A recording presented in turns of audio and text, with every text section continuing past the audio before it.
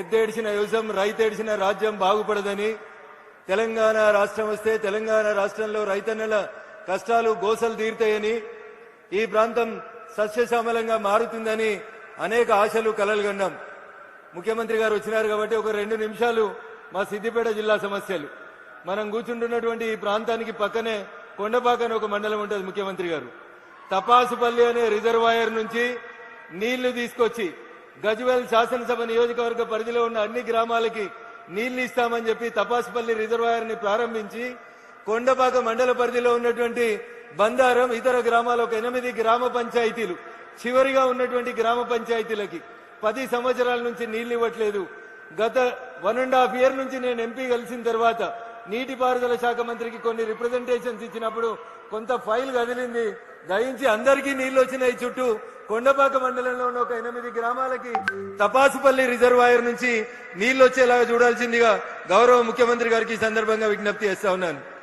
PCC అధ్యక్షులుగా మీరు, అప్పటి భారతీయ జనతా పార్టీ రాష్ట్ర ప్రధాన కార్యదర్శిగా నేను మల్లన్న సాగర్ ప్రాజెక్టు నిర్మాణం జరుగుతున్నప్పుడు మేము ఆ ప్రాంతాల్లో ఉన్నటువంటి పల్లెల్లో నిద్ర చేసి మల్లన్న సాగర్ పూర్తయితే దుబ్బాక శాసనసభ నియోజకవర్గంలో ఉన్నటువంటి ప్రతి పొలానికి నీళ్లు వస్తాయని, నష్టపోయినటువంటి రైతన్నకి నష్టపరిహారం సరైన రీతిలో అందిస్తామని చెప్పి ఆ రోజు ప్రతిపక్ష నేతలుగా మేమందరం కొట్లాడడం జరిగింది. ప్రాజెక్టు నిర్మాణం పూర్తయింది. కానీ ఏ దుబ్బాక నియోజకవర్గం అయితే మల్లన్న సాగర్ 50 టీఎంసీల నీళ్లు కట్టడానికి భూమిని కోల్పోయిందో, ఆ దుబ్బాక శాసనసభ నియోజకవర్గంలో ఇంకా చాలా గ్రామాలకి కాలువలు రాలేదు, చెరువుల ద్వారా నీళ్లు అందించడం జరగట్లేదు. కాబట్టి దయచేసి ఈ 2 రిజర్వాయర్లకు సంబంధించినటువంటి అంశాన్ని ఇప్పుడు నేను మీకు ఒక రిప్రజెంటేషన్ ఇస్తా ఉన్నా. ముఖ్యమంత్రి గారు హైదరాబాద్ వెళ్లిన తర్వాత దయచేసి నీటిపారుదల శాఖ మంత్రితో మాట్లాడి మాకు ఈ 2 రిజర్వాయర్లకు సంబంధించినటువంటి నీటి కోస తీర్చాలని, మొదటిసారి మీరు సిద్దిపేట ప్రాంతానికి మొదటిసారి వచ్చినారు కాబట్టి ఈ ప్రాంత రైతన్నల కష్టాన్ని మీ దృష్టికి తీసుకొస్తా ఉన్నాం. ఇకపోతే ఈ రోజు కార్యక్రమం రైతన్నలకు సంబంధించిన కార్యక్రమం.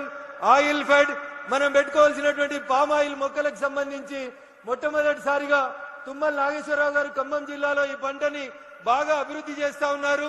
సిద్దిపేట ప్రాంతానికి ఈ పంటను తీసుకురావాలని చెప్పి గత ప్రభుత్వ హయాంలో కొన్ని చర్యలు తీసుకున్నప్పుడు రైతన్నలు భయపడి ముందుకు రాక ఈ ఫామ్ ఆయిల్ చెట్లు పెట్టుకోవడానికి ఇబ్బంది పడుతున్నప్పుడు నేను అప్పుడే కొత్తగా గెలిచినటువంటి దుబ్బాక శాసనసభ్యునిగా నాకు పూర్వీకుల నుంచి సంక్రమించిన 16 ఎకరాల వ్యవసాయ భూమిలో పామ్ ఆయిల్ సాగు చేయడంతో పాటు మా దుబ్బాక రైతన్నలందరినీ కూడా ఖమ్మం జిల్లా అశ్వరావుపేటకు పంపించి సిద్దిపేట జిల్లా రైతాంగం పామ్ ఆయిల్ వైపు అడుగులు వేసే రీతి లోపల మేము రైతన్నలకు ఆ రోజు చేదోడు వాదోడుగా నిలబడ్డాం.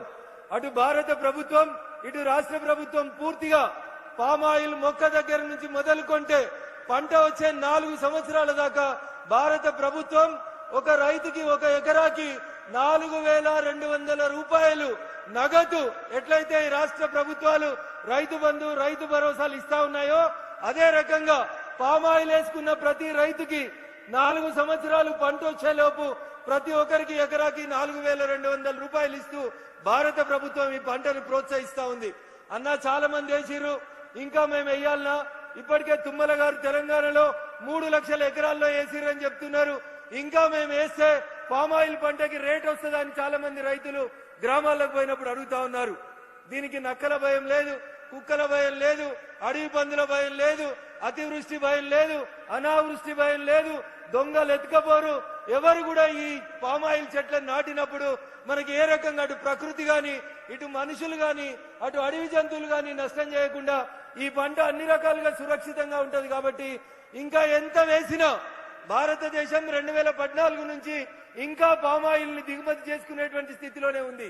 కాబట్టి మనం ఈ రాష్ట్రంలో ఇప్పుడు ఉన్నటువంటి 3 లక్షల ఎకరాల పామ్ ఆయిల్ సాగుని 10 లక్షల ఎకరాలకు విస్తరించిన రాష్ట్ర ప్రభుత్వం కేంద్ర ప్రభుత్వం పామ్ ఆయిల్ సాగుని ఎంకరేజ్ చేస్తుందని, మీకు కావలసినటువంటి డబ్బులు పూర్తి స్థాయిలో అందిస్తుందని ఈ సందర్భంగా తెలియజేస్తూ రైతన్నల్ని క్రాప్ డైవర్షన్ వరకు క్రాప్ ఎప్పటికీ వరి నీళ్ళు వచ్చినాయి కదా అని వరి పంట వేసే బదులు పంట మార్పిడి విధానం వైపు రైతన్నలు ముందుకెళ్లాలని కోరుకుంటూ హార్టికల్చర్ సెరికల్చర్ తో పాటు పామ్ ఆయిల్ సాగులో కూడా రైతన్నలు మరింత నైపుణ్యం సాధించే రీతిగా వ్యవసాయ శాఖ అధికారులు ముఖ్యంగా మంత్రి తుమ్మల గారు పడుతున్నటువంటి కష్టానికి మనందరం కూడా వారిని అభినందిస్తూ ప్రతి రైతు పామాయిల్ సాగులో ముందడుగు వేయాలని చెప్పి కోరుకుంటూ ఈ జిల్లా సమస్యలు మరికొన్ని ఉన్నాయి ముఖ్యమంత్రి గారు, వాటిని రాతపూర్వకంగా మీకు అందించాలనుకుంటున్నాం.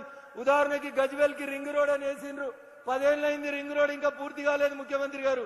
కొంచెం ల్యాండ్ ఎక్విజిషన్ 2-3 సమస్యలు ఉన్నాయి. గజ్వేల్ కి సంబంధించినటువంటి ఆ రింగ్ రోడ్ పూర్తి చేయాల్సిందిగా కోరుతా ఉన్నాం. అదే రకంగా నేను గతంలో ప్రాతినిధ్యం వహించినటువంటి దుబ్బాక శాసనసభ నియోజకవర్గం రాష్ట్రంలో అనేక రకాలుగా కొంత వెనుకబడి ఉంది. భవిష్యత్తులో ఏమైనా పరిశ్రమల్ని మంజూరు చేయడానికి అవకాశం ఉంటే దుబ్బాక శాసనసభ నియోజకవర్గాన్ని మీరు ఎట్లయితే కొడంగల్ వైపు ప్రతి అంశాన్ని మీ వైపు డ్రైవ్ చేసుకుంటా ఉన్నారో అట్లే మా దుబ్బాక వైపు కూడా ఓ కన్నుంచాలని దయచేసి కుడి చేయి కొడంగల్ అయితే ఎడమ చేయిని కనీసం దుబ్బాక వైపు చూపించాలని ఈ వేదిక ద్వారా గౌరవ ముఖ్యమంత్రి గారికి విజ్ఞప్తి చేస్తూ కొన్ని రోడ్లు కొన్ని కాలేజీలు మీకు వినతి పత్రం అందజేస్తా ఉన్నాం.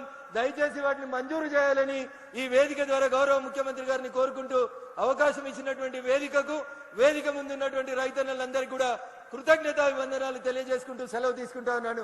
జై హింద్, జై భారత్.